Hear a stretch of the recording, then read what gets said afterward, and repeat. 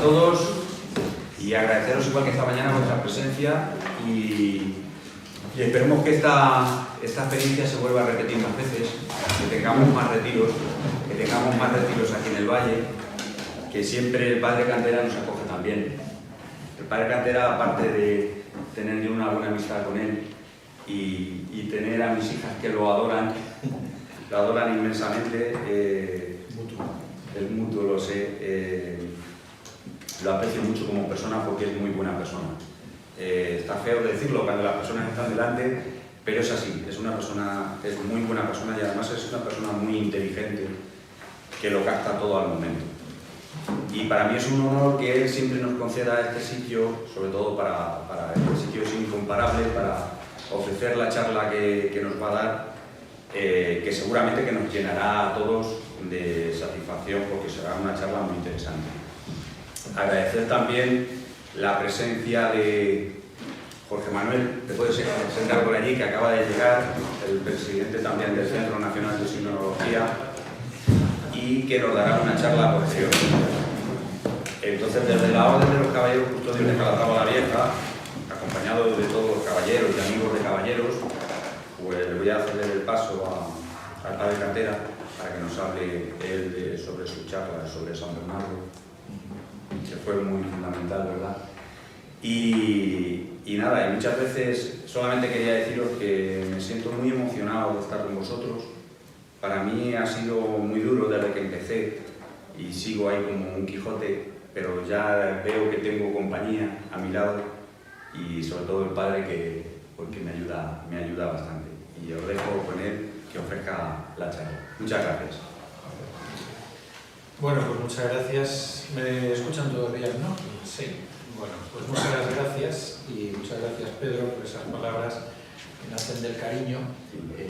Bueno, no soy tan inteligente, ni tan bueno, ni tan quien me conoce más de cerca en el día a día, pues a lo mejor no piensa lo mismo. Así que bueno, como yo que veo mis limitaciones, ¿no?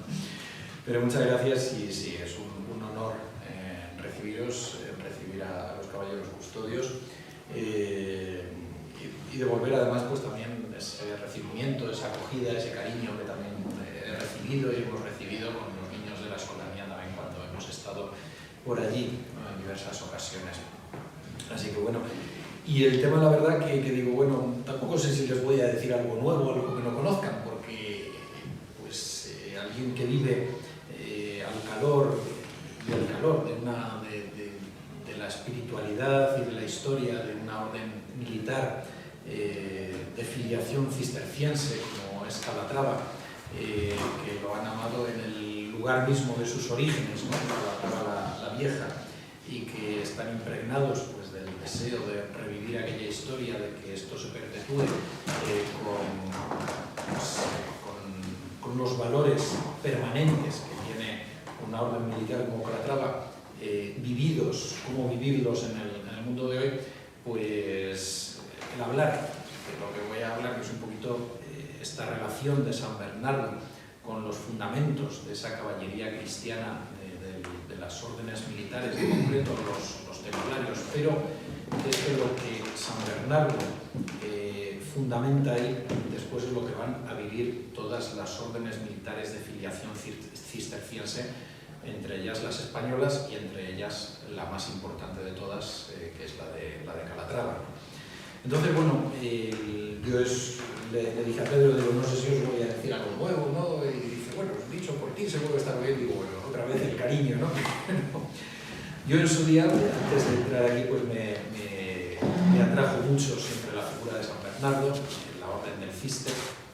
De hecho, pues fue una de las posibilidades que yo estuve barajando, ¿no? Cuando ante el Señor planteaba dónde me quieres, en qué orden, porque pues, me traía mucho el Cister también, y somos hermanos benedictinos y cistercienses. El Cister es una reforma que nace a finales del siglo XI de todo el tronco benedictino, de los que han sido llamados los tres monjes rebeldes por una novela de un autor cisterciense, Raymond, y que fueron San Roberto de Molesme, San Alberico y San Esteban Harding, que es el que termina de configurar de algún modo la orden cisterciense con la redacción de la Carta de Caridad, y es con el que comienza ya a coger fuerza la orden, porque los inicios, ¿verdad?, que tuvo sus dificultades, y ahí es donde entra el monasterio de Citeaux, de Cister, en la Borgoña, donde entra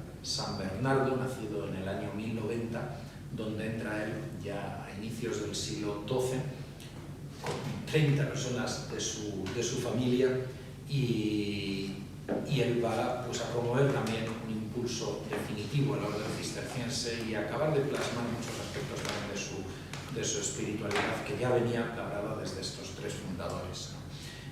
San Bernardo, además, pues, por el impulso, la energía que tiene, va a llenar la vida de Francia y la vida de Europa occidental y la vida de Tierra Santa y del Oriente cristiano durante el siglo XII, y toda la herencia que él deja con todos los monasterios que él funda, empezando por el de Claraval, de donde será abad, y los monasterios que se fundan a partir de entonces son los que él tiene una vinculación bastante directa, lo que va a ser toda su época y toda su herencia. Todo eso va a impregnar el siglo XII y una parte importante del XIII de la cristiandad. Y uno de los aspectos en los que desde luego influye, pues, es en ese nacimiento de las órdenes militares, en concreto directamente de los templarios, de la orden del Templo de Jerusalén. A veces se dice el Temple, pero es una forma francesa realmente, una forma un poco canicista. Yo normalmente digo, como decía mi maestro, el doctor Ladero, el Templo, la orden del Templo, que es la forma española, los templarios. Pero lo que ahí ya se inicia, esos primeros pasos de acoger a esa orden en la estela del Cister, en la espiritualidad e incluso en la estructura orgánica del Cister, es lo que va a hacer que después el Cister, la orden cisterciense, acoja también en su seno otras órdenes que nacen, como es la fundada directamente por un abad cisterciense, San Raimundo de Fitero, que es la orden de Calatrava. La orden de Calatrava, además, podemos decir, o de San Raimundo de Fitero, ¿no? Podemos reivindicar su origen realmente español, porque como natural de Tarazona, porque normalmente los franceses, a partir de algún historiador francés, pues lo han reclamado como francés y monje del monasterio de Escaladey en Francia, tal.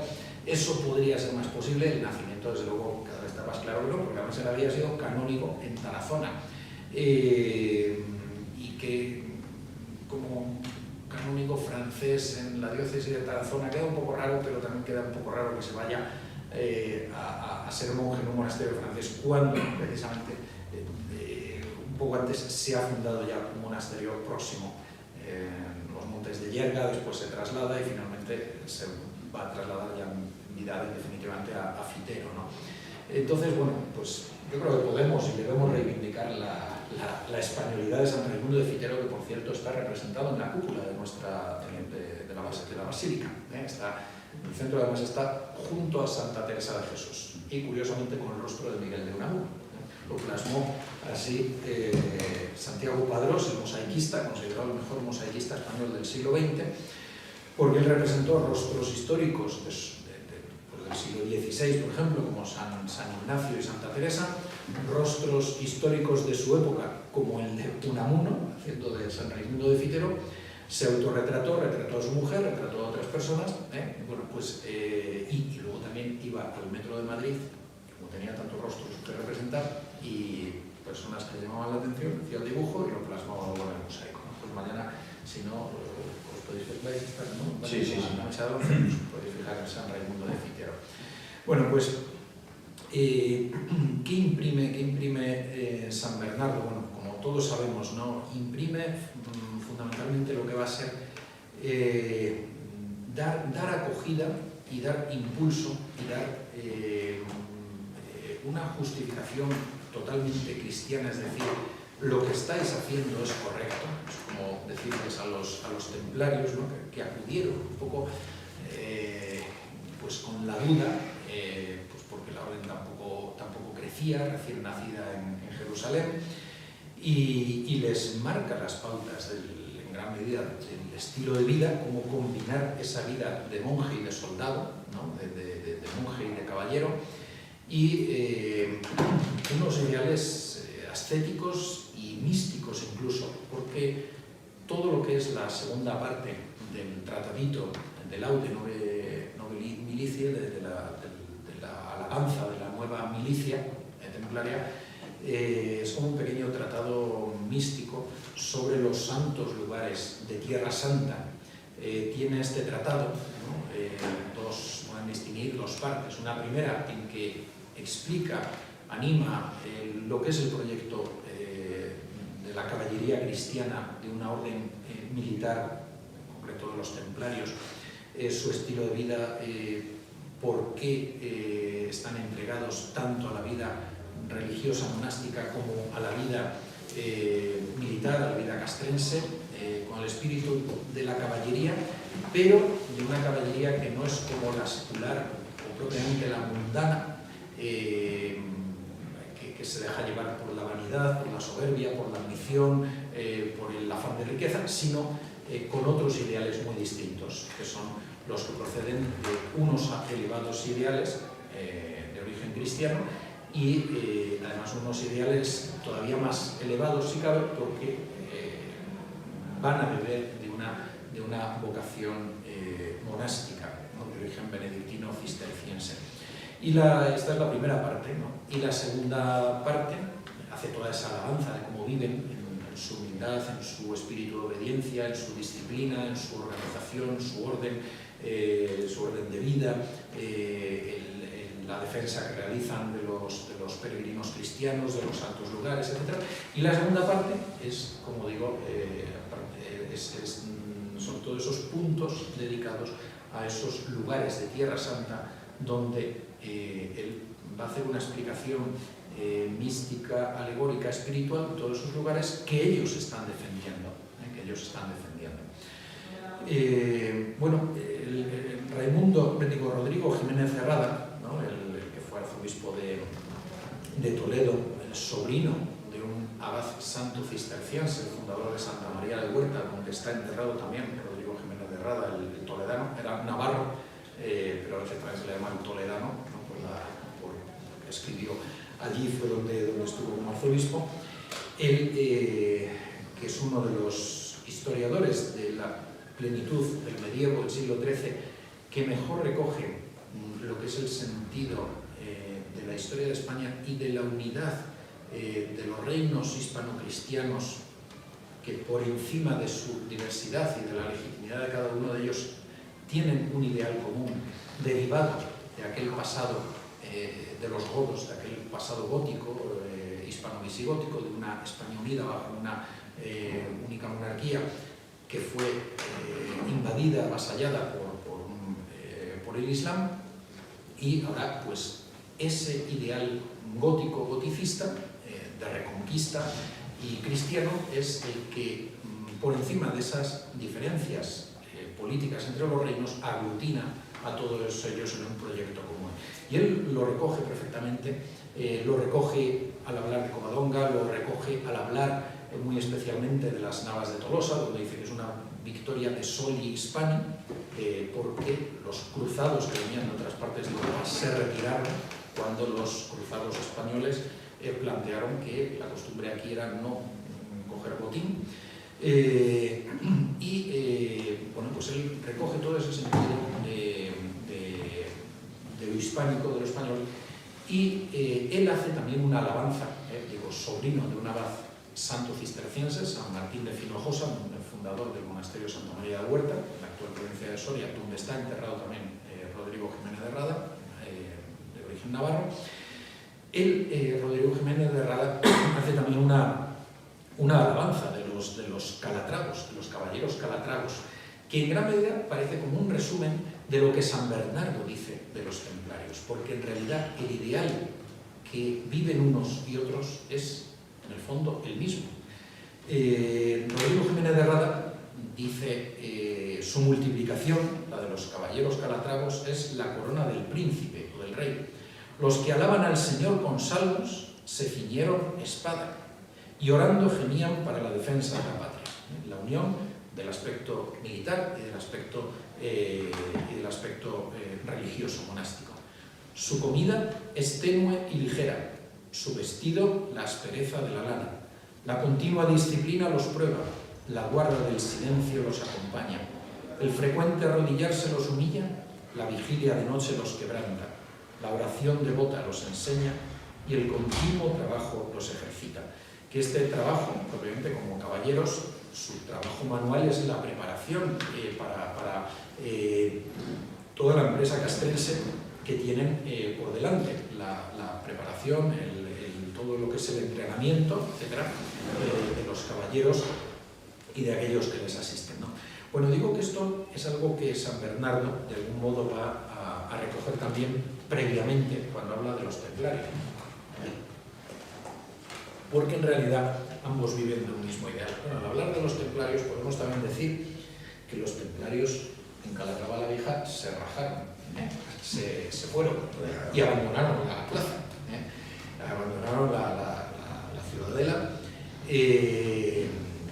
y ante la dificultad que el rey de Castilla tenía para encontrar quien la defendiera, fue San Raimundo de Fitero con el venerable San Raimundo de Fitero con el venerable Diego Velázquez, otro monje cisterciense, quienes piden al rey. Diego Velázquez mueve a su abad, a San Raimundo de Fitero, a que les, por una inspiración divina, que le solicite al rey la concesión de la defensa de la plaza.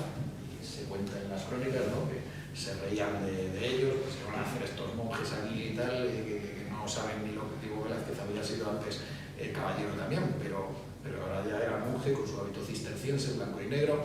¿Qué van a hacer aquí? Bueno, pues el rey se lo concedió y el ejército que además reunieron por la predicación de San Raimundo de Fitero, haciendo lo que había hecho también San Bernardo para la predicación de la Segunda Cruzada y para la predicación que animó a la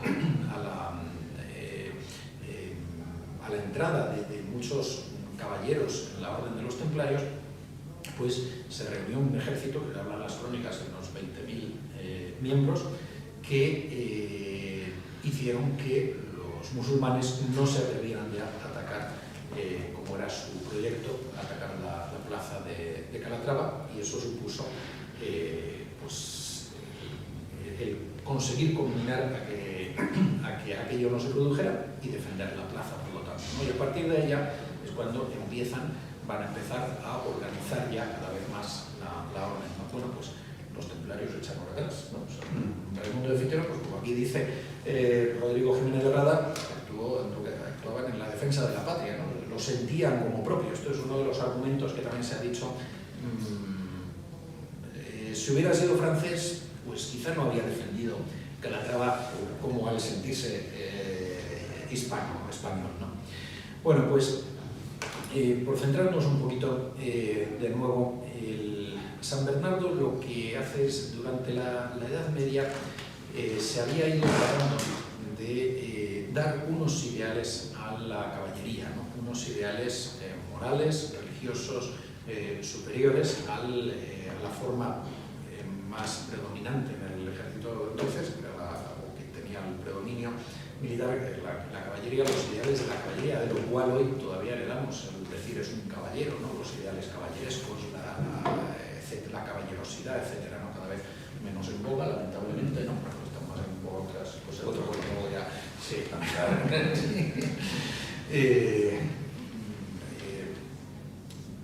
para la entrada en la caballería, entonces no había problemas de si se encontraban con algún problema transgénero y cosas así. No había cosas para la policía municipal, ahora no podría.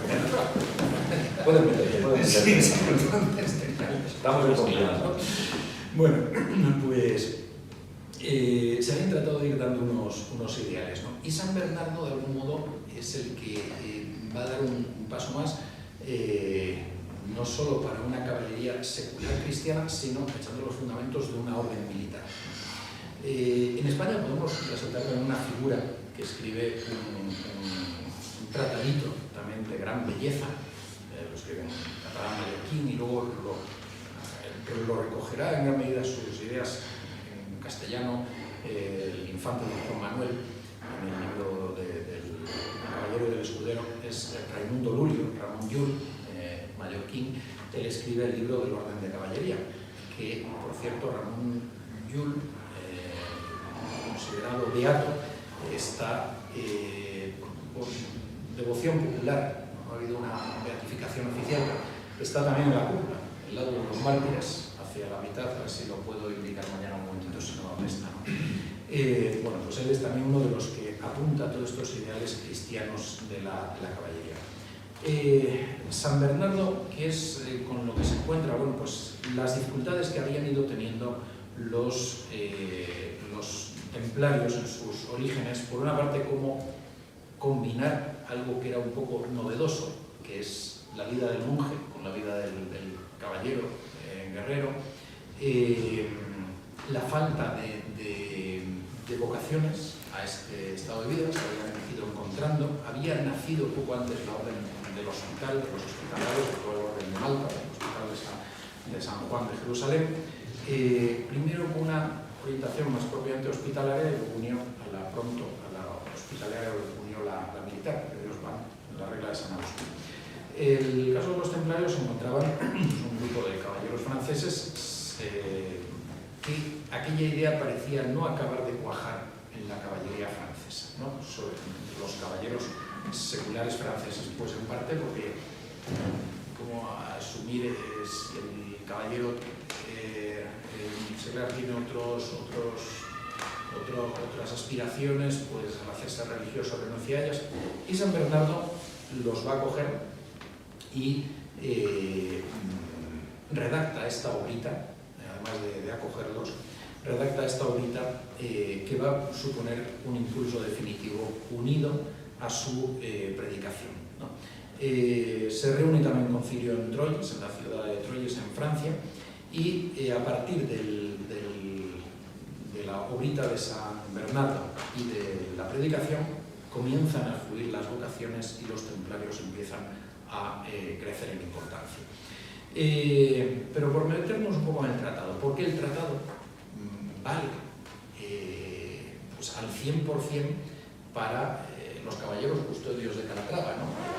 Al terreno de hoy? Evidentemente no estamos en el siglo XII o XIII, pero hay una serie de valores intemporales ahí de la caballería cristiana medieval que permanecen vivos, ¿no? y que hay que mantener, ¿no?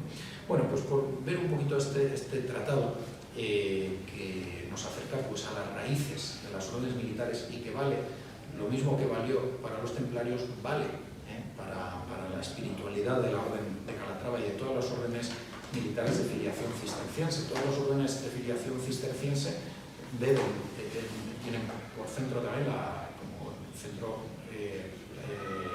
legislativo, el centro que regula la vida, la regla de San Benito. El cister es de familia benedictina, ¿no? Bueno, pues San Bernardo escribe este tratado a petición de Hugo de Payens y una fecha pues, que está todavía incierta, entre 1128 y 1136 son las fechas que se barajan, de laude nove milicia, en alabanza de la nueva milicia. Si para él el monje es un soldado de Cristo, bebiendo de toda la tradición monástica, miles Christi, el monje es un soldado de Cristo, es algo que viene de raíz paulina, realmente el cristiano como atleta, el cristiano que emprende el combate de la fe contra las fuerzas del mal, contra las fuerzas diabólicas, contra sus propias pasiones, etc. Y el monje va a recoger esto desde los orígenes del monacato oriental, San Pacomio de Egipto, por ejemplo, que había sido militar, de hecho, o San Martín de Tours, en Francia del siglo IV, que había sido militar también. El monje como soldado de Cristo que lucha contra las fuerzas diabólicas y contra las pasiones que se desatan como efecto del pecado original, contra sí mismo, en todo lo negativo de sí mismo. Pues para San Bernardo va a ser claro que si el monje es un soldado de Cristo, pues este término todavía se puede aplicar con mucha más razón al caballero de una orden militar como es de los templarios, ¿no? Y de hecho lo dedica a Hugo, soldado de Cristo, miles Christi, y maestro de la milicia de Cristo, milicia Christi, ¿no? Milicia Christi. En ellos admira la unión de la vocación del monje con la del soldado o guerrero, ¿no? Dice que luchan por Cristo y desean y morir estar por Él y estar con Él, porque, como dice San Pablo, su vida es Cristo y morir es para ellos una ganancia. Cristo Jesús les acompaña en todo momento frente a los enemigos de la cruz, y si caen en combate son verdaderos mártires. Siempre tiene su valor delante del Señor la muerte de sus santos, tanto si muere en el lecho como en el campo de batalla. Pero morir en la guerra vale mucho más, porque también es mayor la gloria que implica. Santa de verdad y de toda garantía es esta milicia. Él justifica el uso de la fuerza en la guerra y el hecho de tener que matar, que era algo que podía preocuparle lógicamente. Somos religiosos, ¿cómo hacer esto? Él dice que lo que realizan más que un homicidio es un malicidio, ¿no? Porque combaten a las fuerzas del mal y a aquellos hombres que están al servicio de esas fuerzas del mal, y lo hacen en defensa de los cristianos, ¿no? Como defensores cristianos, defensores de los cristianos. Él ensalza el valor cristiano de la milicia, va a recoger lo que es la idea, la teoría de la guerra justa, que inician fundamentalmente San Agustín y San Gregorio Magno, primero San Agustín, en el siglo IV-V, probablemente, y él además recuerda a San Bernardo en este tratadito que San Juan Bautista, cuando acudieron a él unos soldados romanos, no les echó en cara el ser militares, el estar dedicados a la milicia como algo malo, sino únicamente les dijo que no cometieran abusos, que no recaudasen impuestos abusivos, etc., pero no hizo una negación del valor de la milicia. De San Bernardo también esto efectivamente como un valor positivo de la milicia, ¿no? Como que San Juan Bautista aprueba, digamos, esa profesión, la profesión militar o castrense, ¿no? Además, él señala por qué surge esta milicia allí en Tierra Santa, que en nuestro caso sería en España, las órdenes militares españolas, y digo españolas en amplitud, incluyendo las portuguesas, ¿no? El concepto de las Españas medievales, ¿no? Nacen en un contexto en el que la amenaza del Islam la tenemos aquí en nuestro propio territorio, sin necesidad de tener que ir a Tierra Santa, ¿no? Pero en concreto, en el caso de los templarios, él habla de la situación que se vive en Tierra Santa, donde Jerusalén ha sido recuperada para la cruz, esto veremos como uno de los argumentos fundamentales, pero padece el peligro de que regrese la media luna. Y gracias a los cruzados y a los templarios, dice, tenemos una ciudad fuerte en Sion. Y arrojados ya los enemigos de la ley de Dios, puede entrar en ella el pueblo justo que se mantiene fiel, porque gracias a la recuperación de Jerusalén en la primera cruzada, pudieron los peregrinos cristianos volver a Tierra Santa, volver a peregrinar a los santos lugares.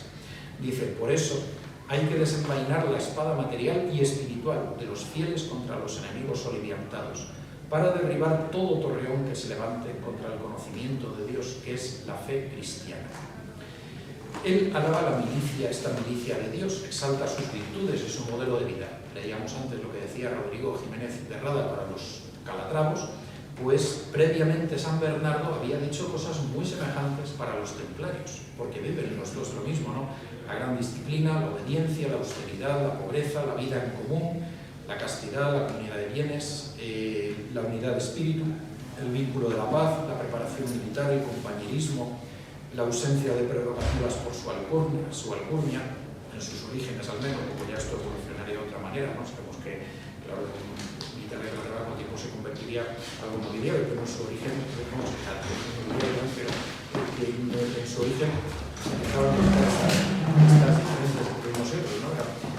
Yo no sé cómo habría que llamarles, si monjes o soldados.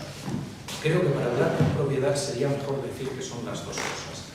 Dios se los escogió para sí y los reunió de todos los confines de la tierra.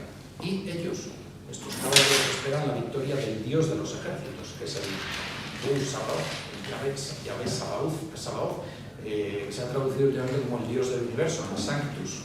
Sanctus Sanctus Dominus Deus Sabaoth, Yahvé Sabaoth, el Señor de los ejércitos angélicos, pero también de los ejércitos terrenales, ¿no? Bueno, ellos, dice, esperan la victoria de él. Y señala San Bernardo un modelo de caballero totalmente distinto de aquel del caballero secular que decíamos antes, frente a la ambición, frente al afán de poder, frente a la soberbia, frente al afán de dominio, etc. El caballero cristiano, el caballero templario en concreto, además de toda una serie de cualidades castrenses, tiene también una serie de cualidades humanas y espirituales que apuntan a la línea de la humildad, de la sencillez, de la caridad. Él describe el templo de Jerusalén, donde vive este devoto ejército, lo denomina conmovido por su rey Dios y dispuesto para su defensa. Y dice que muchos se ha obrado una auténtica conversión, que empezaron como caballeros del mundo, pero alcanzaron una vida de santidad en la orden, ¿no? Y especialmente en Jerusalén.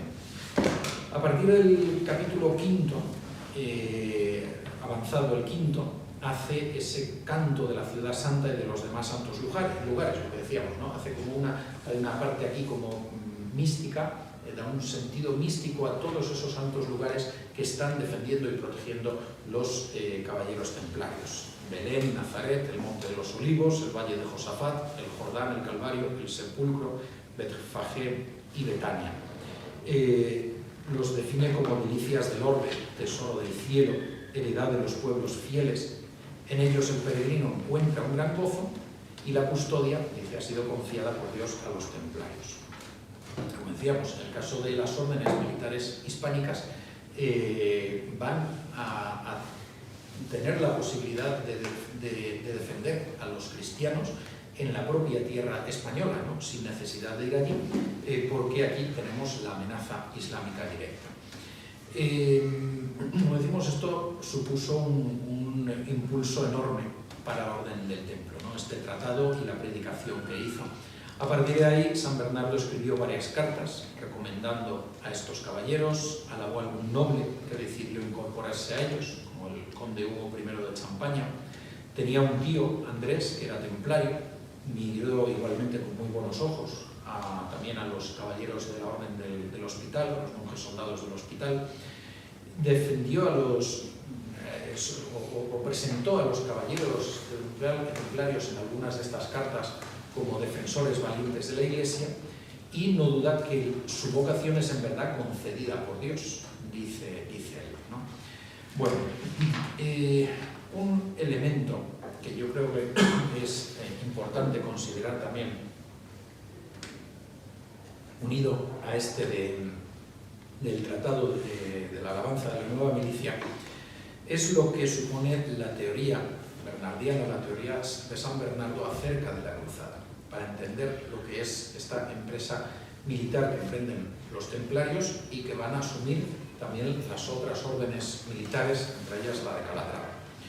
La teoría cristiana de la cruzada se empieza a desarrollar a partir de Urbano II, el papa que proclama la primera cruzada, papa que había sido monje negro, monje benedictino cluniacense. Pensaban que en la Edad Media a los benedictinos, fundamentalmente a los cluniacenses, de los cuales nuestra congregación benedictina de Solesmes es heredera jurídica y canónica, somos herederos de los cluniacenses y otras dos congregaciones francesas, se les llamaba a los monjes negros por el hábito y la cubulla, y a los monjes cistercienses se les llamaba a los monjes blancos. El hábito es blanca la túnica, el escapulario negro y la cubulla blanca. Bueno, pues Urbano II, el papa cluniacense, es el que proclama la primera cruzada, porque a partir de aquí se empieza a desarrollar una teoría de la cruzada. Pero San Bernardo va a ser uno de sus mayores exponentes,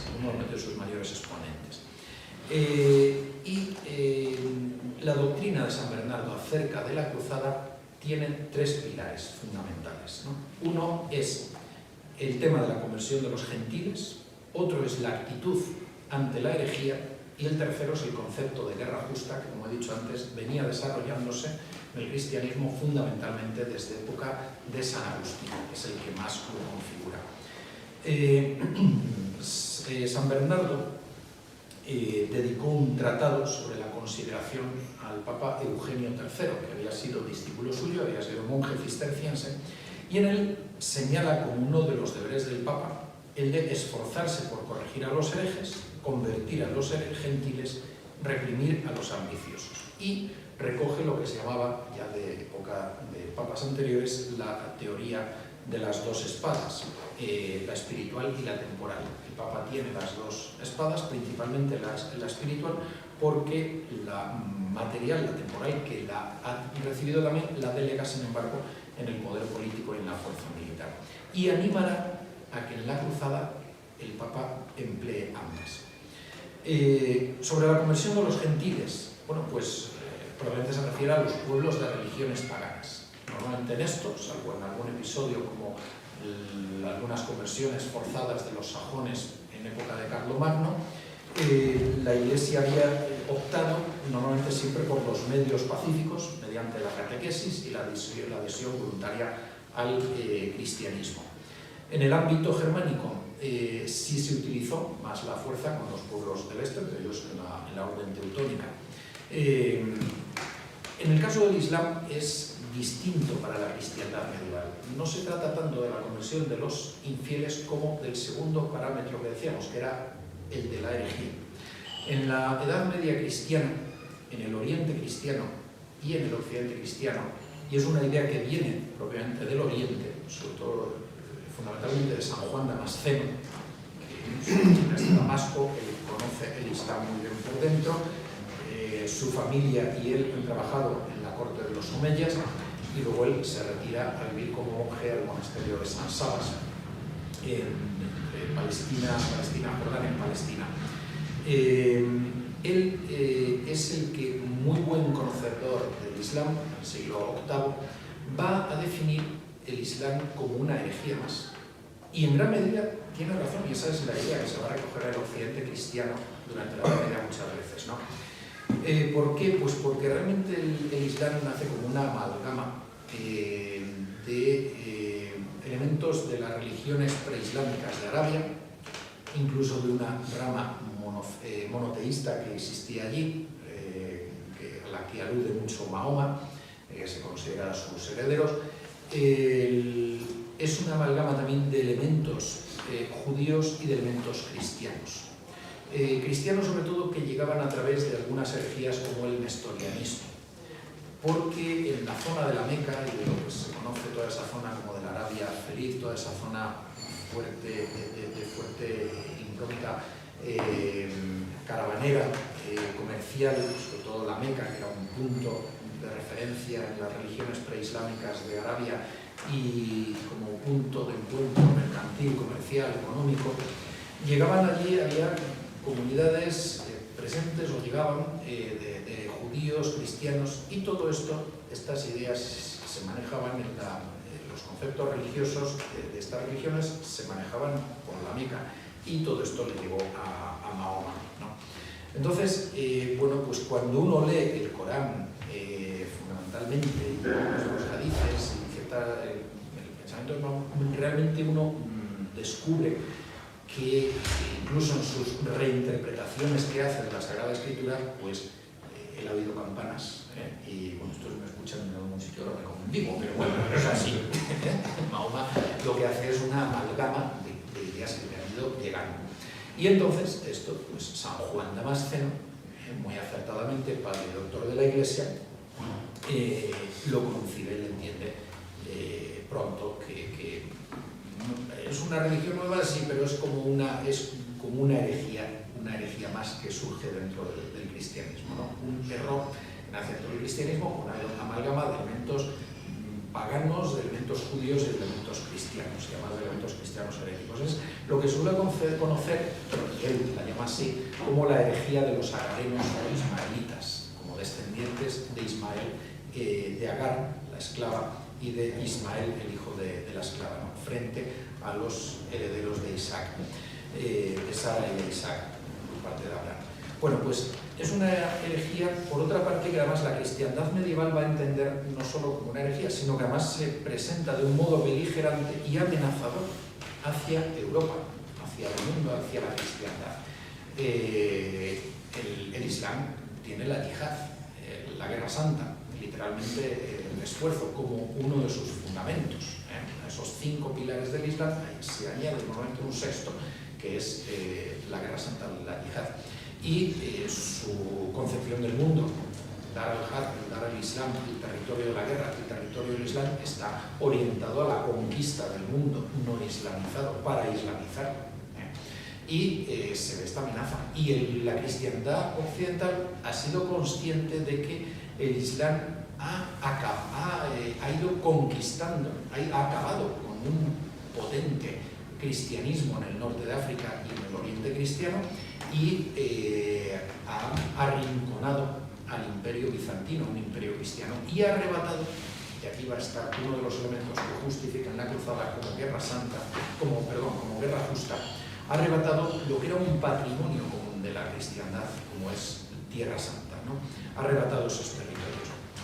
Entonces, la actitud cristiana en general de los herejes era, en principio, la de corregirles del error, combatiéndoles con argumentos, pero si alcanzaba una fuerza que amenazaba ya peligrosamente la sociedad cristiana, pues no se dudaba también si era necesario de recurrir a la fuerza, si se había hecho en el tardío Imperio Romano y dentro del Imperio Bizantino en ocasiones, para amputar el miembro enfermo y salvar el cuerpo. Y esto, con el caso del Islam, se entiende más aún como un peligro común que amenaza a la cristiandad. Por lo tanto, esto entra en el tercer aspecto, ¿no? La cruzada es un caso que se entiende, San Bernardo lo entiende, y lo entienden los cristianos de la época como una guerra justa, ¿no? En la misma época de San Bernardo comenzó a surgir también de manera importante un esfuerzo para atraer a los musulmanes hacia la fe cristiana por medio de una catequesis pacífica, algo que ya el mismo San Juan Damasceno había hecho en un diálogo entre un cristiano y un musulmán. Y esto hacía imprescindible un conocimiento previo de sus doctrinas. Tal es el caso, por ejemplo, del benedictino cluniacense, el abad Pedro el Venerable, amigo de San Bernardo, que emprende la traducción del Corán al latín, la que luego realizará San Francisco de Asís, intentando evangelizar incluso al sultán, o la del antes aludido, uno de los que encabeza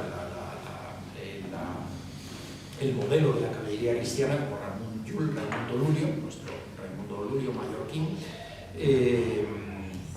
Pero todo esto no era contrario, en ellos no eran contrarios al uso de la fuerza si éste era necesario.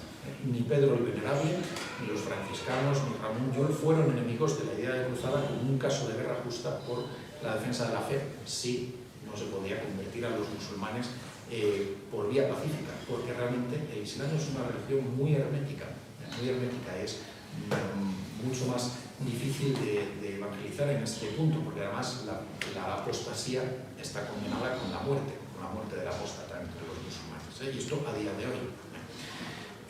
La doctrina de la guerra justa, como digo, había sido sobre todo expuesta por San Agustín en La Ciudad de Dios, el amplio tratado de la Ciudad de Dios, de Civitate Dei, y por San Gregorio Magno, que consideraban que la guerra, aunque sí es un mal, puede considerarse justificada si es para defender la patria ante invasiones extranjeras o ante la guerra injusta que nace de la ambición de gloria y de riquezas. Esto va a ser el fundamento de la doctrina de la guerra justa, a su vez tiene sus fundamentos bíblicos, ellos se fundamentan ahí, que forma parte de la doctrina de la Iglesia.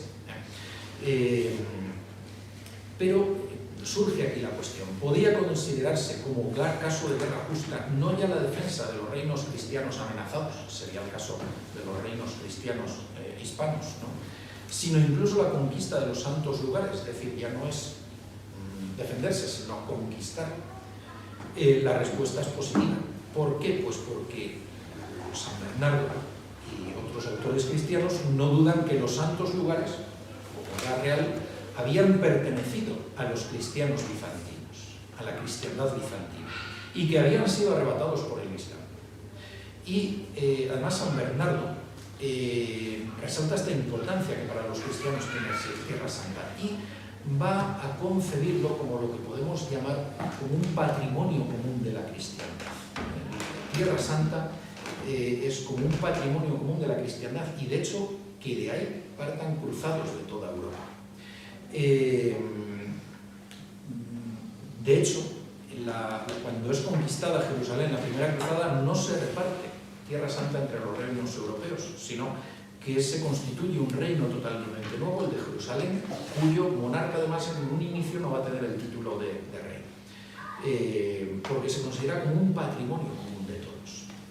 Y San Bernardo exalta también el ministerio del patriarca de Jerusalén, define esa tierra como tierra maravillosa, de salvación, porque Jerusalén es un lugar santo, el más santo de la tierra, que ya es el lugar del Señor, lo que usted dice. Y él resalta además que más que una conquista, la conquista de Jerusalén ha sido una reconquista. Las espadas de los antepasados eliminaron la inmundicia de los paganos.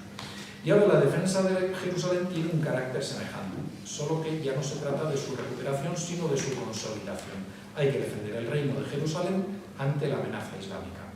Dice, la están ocupando los malvados, penetrarán en el santuario de nuestra religión, profanarán el santo de los santos.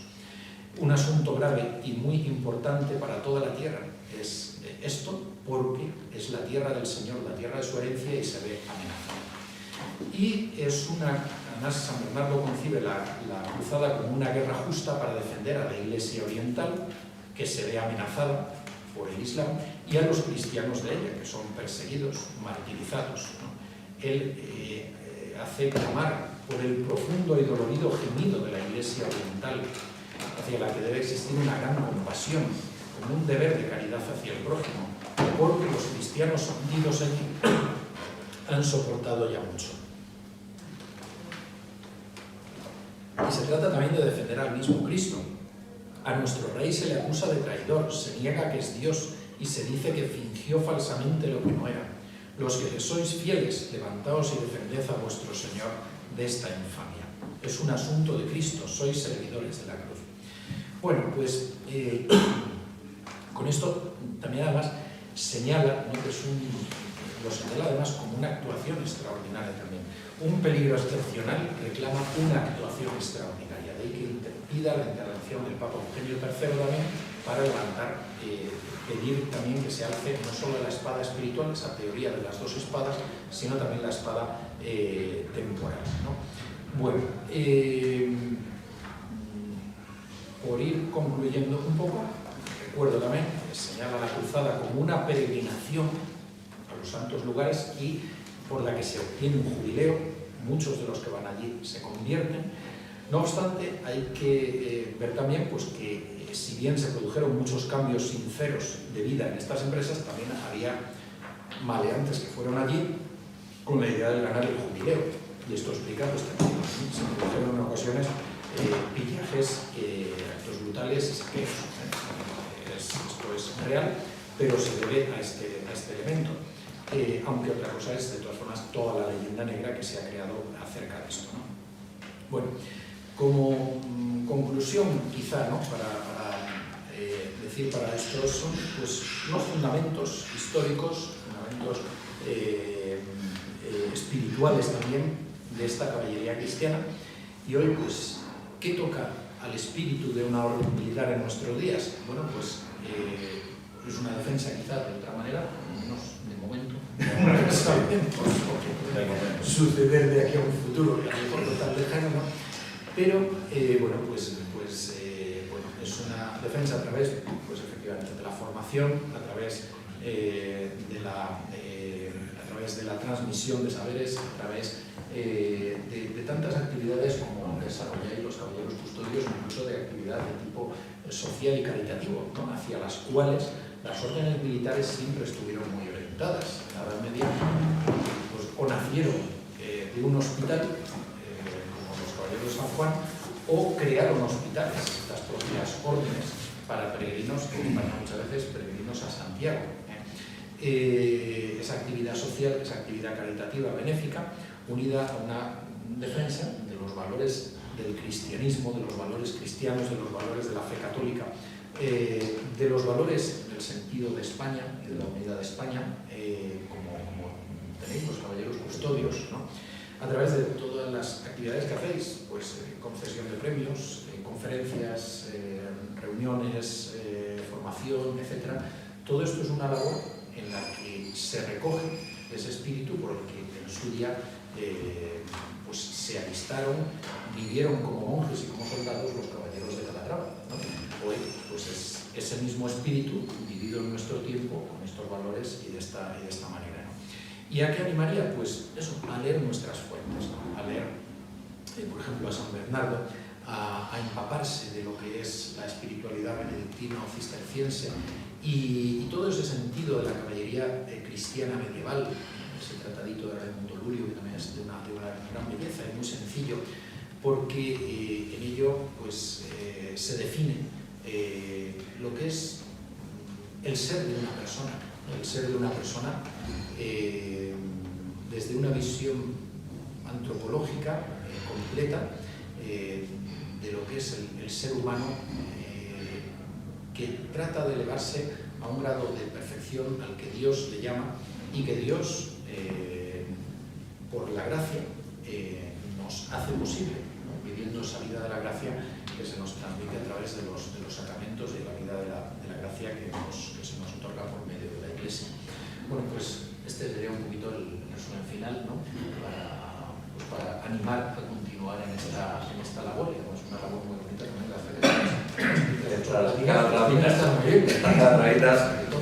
todo contribuye. Muy bien. Así Pues te agradecemos. Espero no haber sido muy pesado ni haberme extendido un poco más. No, bien. Está bien. Te agradecemos enormemente la charla que nos has dado y bueno, que nos infundas sobre todo mucho ánimo para que vayamos siguiendo con esta labor que hemos empezado y que todos intentamos aportar nuestro granito de arena y que nos acojas como también nos acoge siempre que venimos aquí a veros a ti y a vuestra congregación. Y nada, darte sinceramente las gracias. Un aplauso.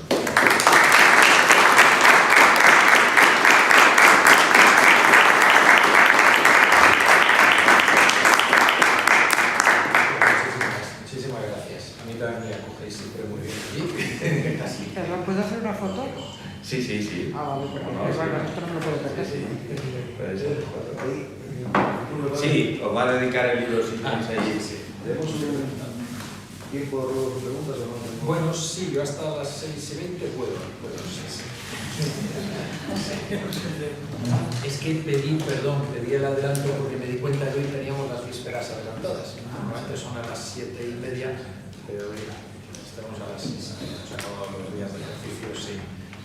No, bueno, es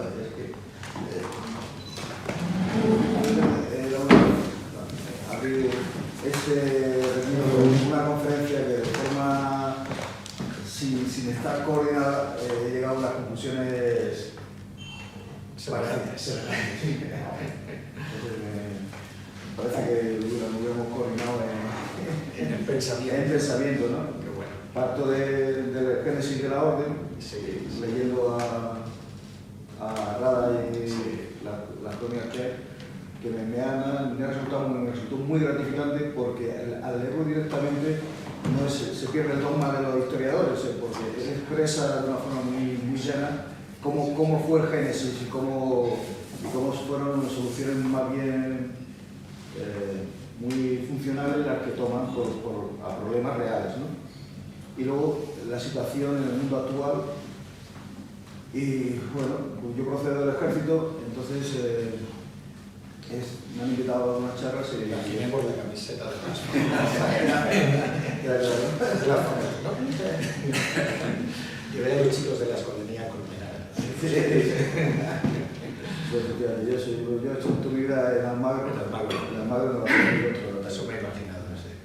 Y las situaciones, hablaba de que el mundo actual hemos pasado, yo lo tenía más fácil en el sentido de que ellos pisaban, el enemigo era muy claro, era como realmente real. Y el mundo actual se ha vuelto muy líquido. Entonces, el ejemplo que he dado al final, ellos, sus problemas eran terrenales, pero pisaban tierra.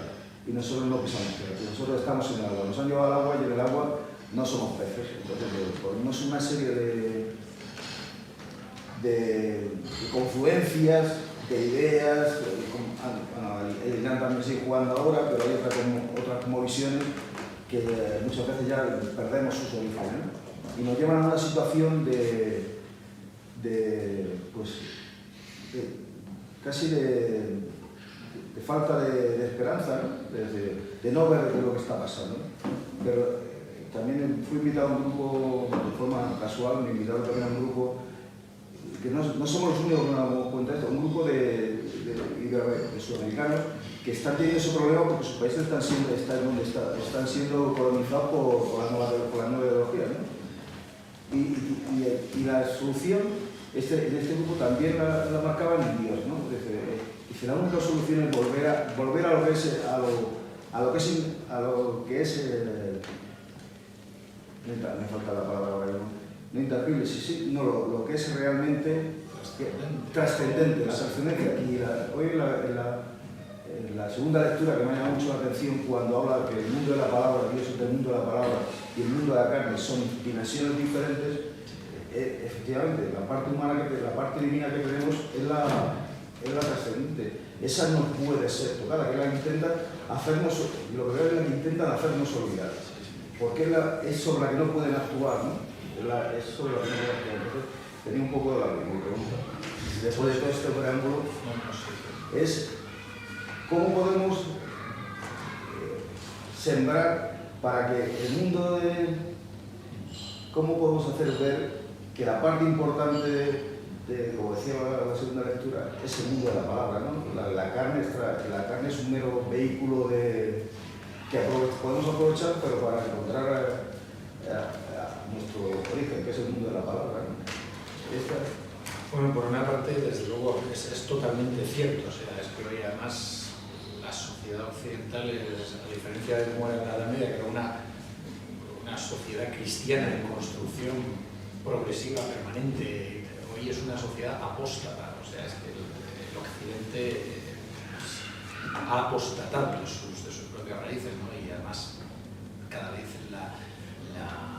la evolución de las ideologías que hoy imperan es antinatural, ¿no? O sea, toda la ideología de género, todo el transhumanismo, todo lo que es estos componentes de la ideología pop, todo esto es ya opuesto a la propia naturaleza del ser humano, del propio orden natural. Entonces es ya brutal, ¿no? Es de ahí esa sensación de liquidez, efectivamente, ¿no? Entonces es más difícil porque, digamos, el enemigo está ya dentro, ¿no? Y en el pensamiento. Como, bueno, fundamentalmente yo creo que por una parte hay que cultivar la vida interior, la vida espiritual, beber de la gracia de Dios, es fundamental eso, a través de una vida de oración, de una vida de lectura de las Sagradas Escrituras, de la lectura de los santos, de la vida de los santos, esa formación en ello. Y luego cómo hacer, porque realmente es verdad que domina tanto lo malo, y a veces ya no lo malo, sino lo confuso, ¿no? Que a veces hasta es peor porque no se ve la raya, la separación, la frontera. Bueno, pues por una parte constituyendo grupos de buenos principios, como son los caballeros custodios, ¿no? Que puedan aglutinar toda una serie de iniciativas que nos hacen evitar el peligro de vernos solos, que muchas veces es el peligro que podemos tener, ¿no? En nuestro mundo de hoy. Es que cada vez parece que quedamos menos, ¿no? Que estamos ya siendo como ese resto de Israel que hablaban los profetas del Antiguo Testamento, ¿no? Bueno, pues grupos que tengan una serie de valores y principios comunes, los que hemos señalado, y a partir de ahí pues tratar de difundir pues todos estos valores y estos principios, ¿no? Entre ellos pues esa supremacía de lo espiritual, sin que eso signifique un destierro de la importancia de los aspectos temporales, ¿no? Pero bien encauzado y bien jerarquizado todo. Y bueno, luego está en las personas que tengamos en nuestro entorno, también lo que podamos hacer con ellos, pero hoy pues yo creo que desde luego es fundamental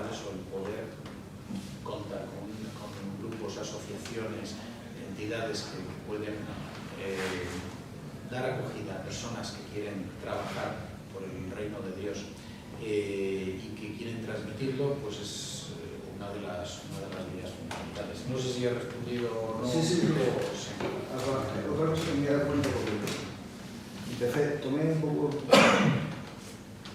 es que cuando no estamos solos en el sentido de, bueno, las redes sociales se puede utilizar en muchas líneas. Yo empecé a... ahí se ve que hay mucha gente, Sí, hay para bien. Para bien, eso, digo, la importancia de utilizar las redes sociales a tu favor. Muchas veces, bueno, en mi estado, una pequeña, que empecé con un experimento y que ya llevo un par de años.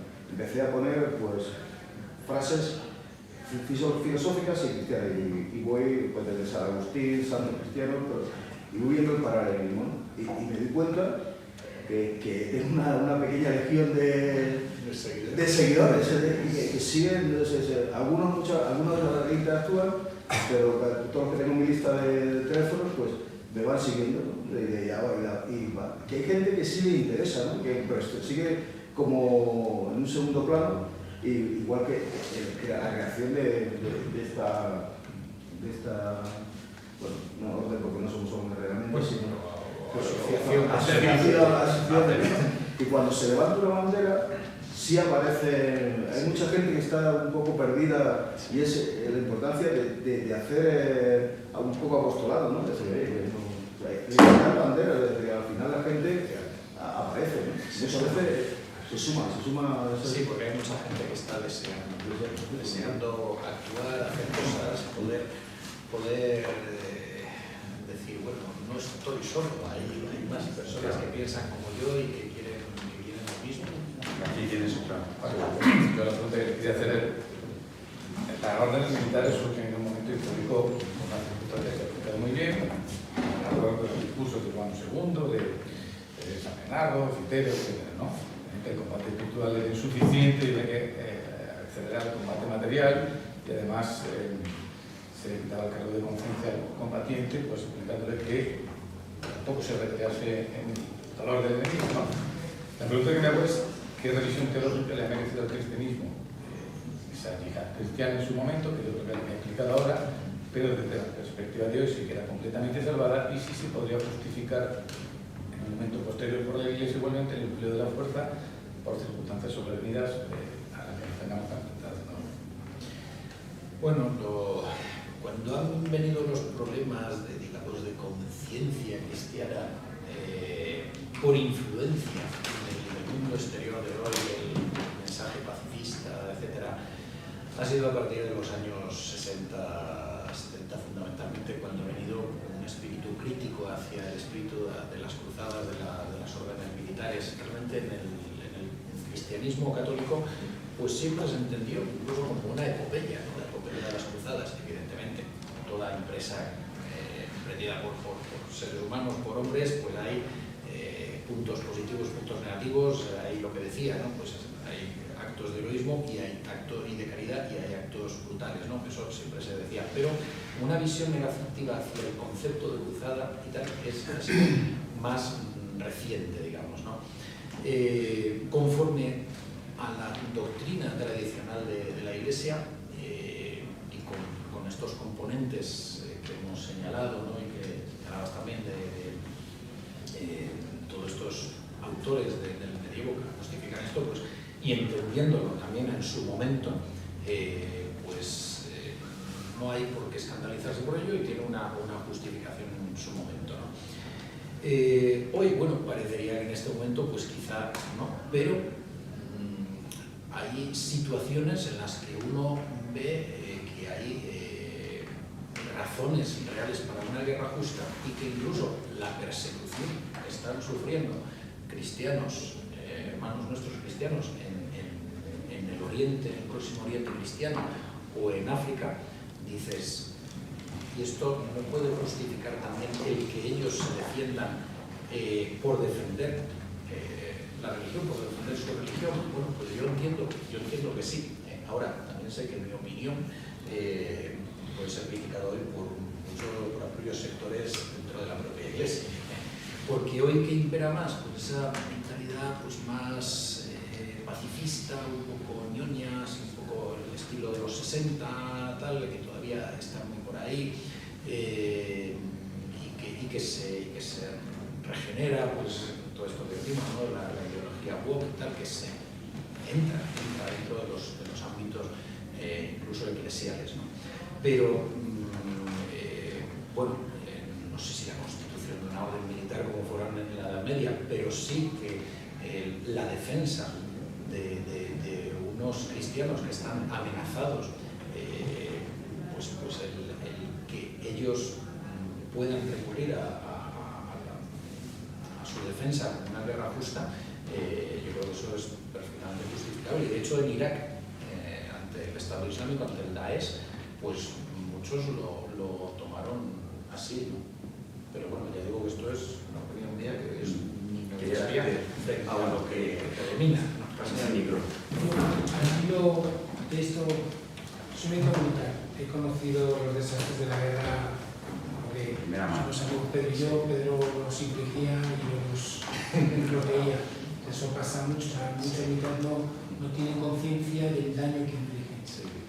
Añado que practico un arte marcial especialmente cruenta, pero que está imbuida de una trascendencia espiritual, el arte marcial japonesa, en donde la esencia consiste en no implicarse en el combate, desaparecer en intención y no entrar, pues se producen cosas mágicas, que es lo que es mi experiencia.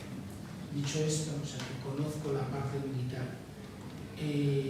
yo he observado una transición, digamos, en los métodos, porque el cristianismo nació en el seno de un imperio duro y en apogeo, y triunfó en ese imperio mediante el testimonio, llegando al martirio. Jamás utilizó la violencia contra el ejército o la clase política romana. Yo siempre manifiesto que es muy duro, aunque tú inflijas la muerte a un cristiano, darte cuenta que te has superado, porque la creencia, la convicción en lo que le ilumina es tan fuerte que es capaz de trascender el valor que normalmente le damos más que es la vida. Recuerdo como ejemplo de ello la película La túnica sagrada, cuando Víctor Mercurio al final se pone detrás de ella y sale, porque dice, es que mi vida, esta vida de centurión no tiene sentido con esta vibración. O sea, prefiero morir y sentir que hay más allá de eso que seguir como. Entonces, hay un momento donde se justifica que descendamos, con perdón, en vibratoria y seamos capaces de infligir el daño al nivel en donde somos atacados. Y mi reflexión es que yo veo una transición que el cristianismo triunfó cuando se elevaba en el conflicto, iba más allá de la concreción, digamos, terrenal. Ya está, es un poco mi aportación. No es que sea una pregunta de darse, es aportar una reflexión. Sí. Bueno, la providencia divina actúa en cada momento. Está el testimonio del martirio, al cual además la Iglesia nunca ha renunciado, y estos cristianos de Oriente pues lo han demostrado, ¿no? Incluso de otras vertientes del cristianismo, como los coptos de Egipto, ¿no? Pero también es cierto que el cristianismo no hizo nunca una condena de la profesión militar, y siempre justificó también la legítima defensa en un caso de necesidad, ¿no? Y el propio Concilio Vaticano II y los papas posteriores lo han hecho, ¿no? En el Laudato Spes lo señala, por ejemplo, el Concilio Vaticano II. Es decir, ahí no ha habido un cambio propiamente en la doctrina de la Iglesia, porque no se entiende la guerra como un bien, sino siempre se entiende como un mal. La guerra de por sí es un mal, ¿no? Pero en algunos casos puede llegarse a la necesidad. Lo cual no quita, evidentemente, que el cristiano siempre está, vamos a ver, abierto, sobre todo lo que tiene que ser es el no odiar al enemigo, ¿no? Y de hecho ahí hay testimonios en nuestra guerra del 36, bueno, donde combatientes incluso, ¿no? Como uno que está en proceso de beatificación, Antonio Rivera, en el Alcázar de Toledo, decía decía disparad, pero sin odio, ¿no? ¿Por qué? Pues porque hay ese deber de defenderse, pero la cuestión es hacerlo efectivamente sin odio, ¿no? Sin odio, que eso es buena parte del ideal que se trata de transmitir también en la Edad Media al caballero cristiano, ¿no? De ahí que de hecho en España, lo que decía antes, la práctica era no coger botín a los musulmanes, cuestión que los cruzados europeos en las navas de Tolosa no aceptan y por eso se retiran, ¿no? ¿Por qué? Pues porque hay esa actitud de buscar digamos, el perdón sobre el enemigo, ¿no? Que es la actitud que va a tener también Fernando III el Santo, San Fernando, ¿no? Una actitud pues, después de condescendencia hacia el enemigo, ¿no? Bueno, pues, pero el cristianismo también bueno, en la Edad Media tuvo un crecimiento muy notable y había martirio, los mártires mozárabes, pero había también un desarrollo pues, de toda esta actividad, ¿no? Ahora es verdad que el cristianismo en la antigüedad triunfó fundamentalmente por la providencia se valió de dos medios que conquistaron muchas veces los corazones de los romanos. Uno fue el martirio, porque los romanos observaron también que esa actitud hacia la trascendencia, hacia el morir por ir cantando al martirio, o estaban locos, o si había una razón superior. Y el otro testimonio fue el de la caridad, ¿no? El de mirad cómo se aman, decía Tertuliano, que lo decían los paganos, y que algo que intentó imitar Juliano el Apóstata, el emperador Juliano el Apóstata, pero que no consiguió, que era ese desarrollo de la caridad, de la beneficencia, de la acción social, que en momentos, por ejemplo, de peste, los cristianos no solo acogían a cristianos, sino que acogían también a los paganos en los hospitales, los cuidaban, etc., ¿no? Entonces, fueron los dos testimonios que efectivamente cambiaron el mundo romano, ¿no?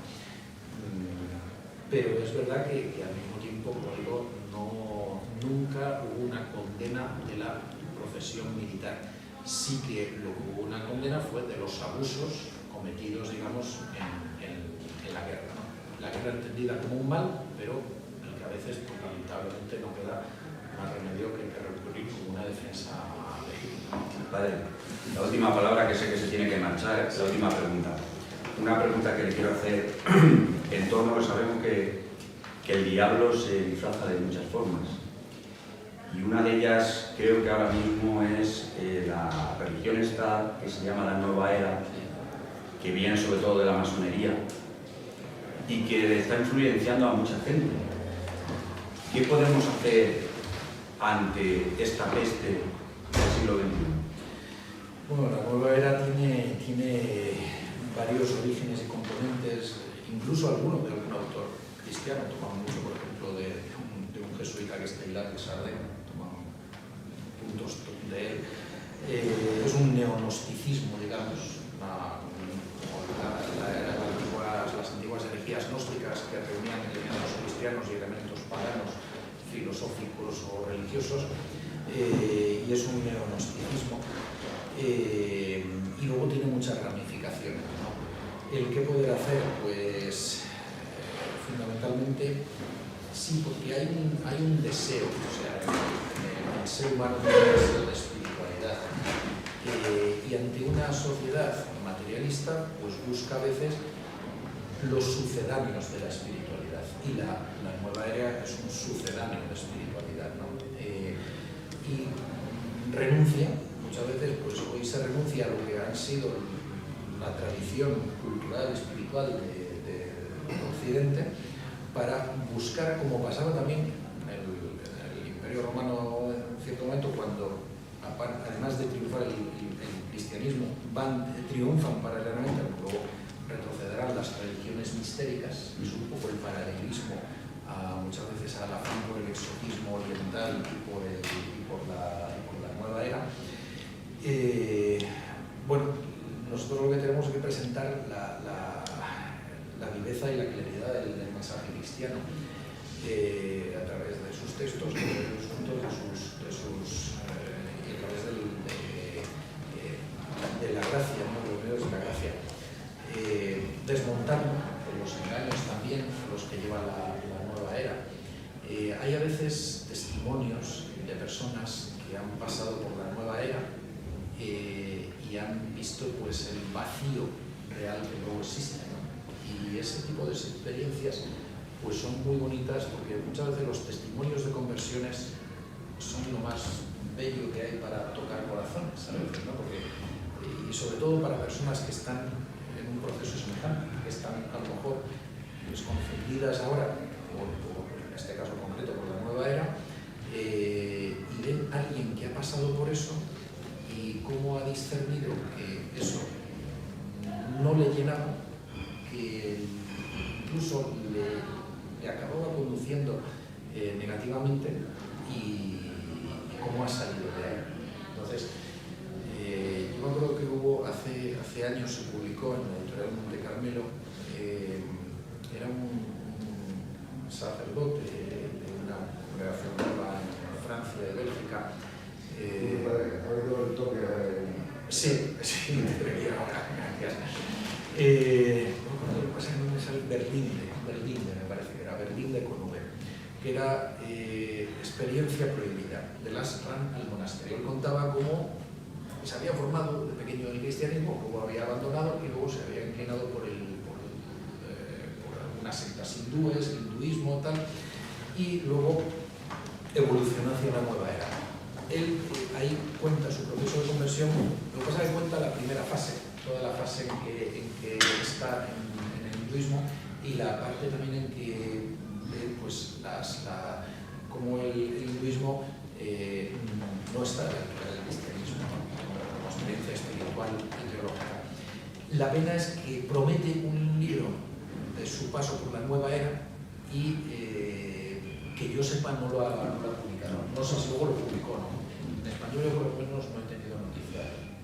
Pero quizá a través de esto, la página Religión en Libertad, por ejemplo, el portal católico Religión en Libertad, trae muchas veces experiencias de personas que han pasado por la nueva era y que han salido de ella. Y quizá eso puede ayudarnos, ¿no?, a saber cuáles son los errores que hay dentro y cómo salir de ellos.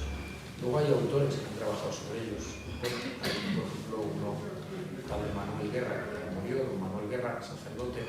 Él era un especialista en sectas y trató mucho sobre la masonería, y uno de los puntos que tocó últimamente fue también un diccionario de sectas donde trata todas, entre ellas las de la nueva era, y él es uno de los que puede aportar también eso. Muy bien, pues sin una más pregunta, muchísimas gracias.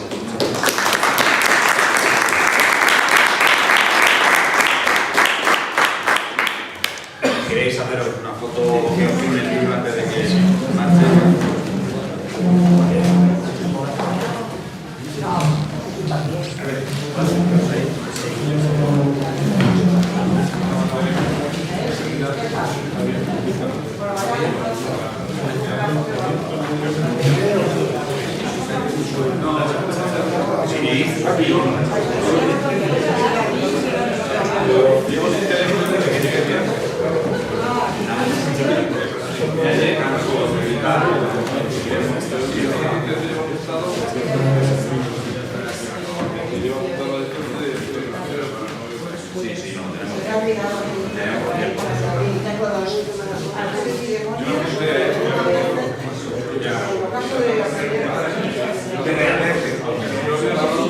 No te